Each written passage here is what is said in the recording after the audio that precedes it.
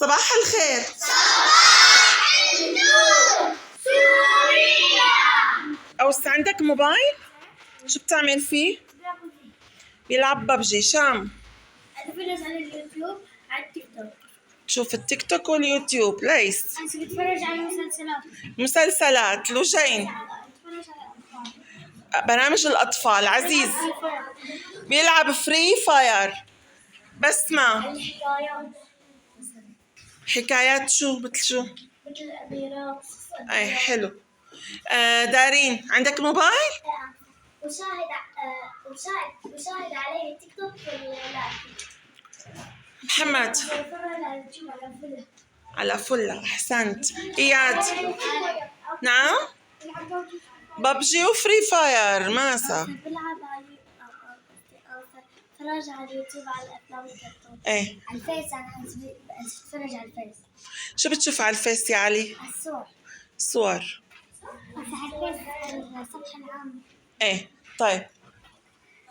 هلا عندي فريقين، فريق معارض لاستخدام الأطفال للهاتف النقال وفريق مؤيد لاستخدام الأطفال للهاتف النقال. طبعا كل فريق له أسبابه. لامار أنت مؤيدة لاستخدام الأطفال للهاتف النقال؟ ليش؟ للاستمتاع. الاستفادة من المعلومات. أحسنتي. ليلاس معلومات. للاتصال والتواصل مع الأصدقاء. للتسلية. أحسنتم. طيب شو أسباب الفريق؟ ما أسبابهم مقنعة برأيكم؟ تسنيم؟ يعني أسبابهم أنت برأيك الأسباب اللي ذكروها مقنعة؟ أنت اقتنعتي فيها لاستخدام المعلومات. أحسنتي. عبد الله.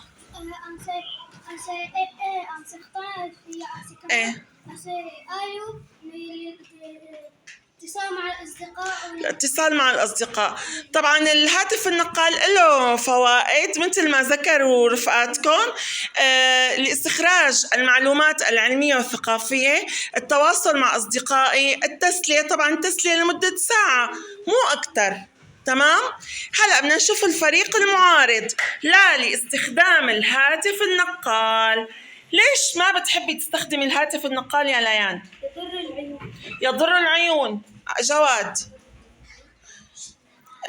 يؤثر على التفكير. أحسنت. يعلم الطفل العنف. ممتاز.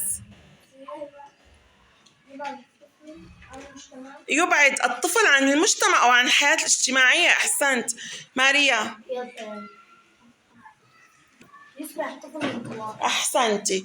إذن أسبابهم كانت إنه ليس يصبح الطفل انطوائي. وتفضل يا غزال. يؤذي العينان.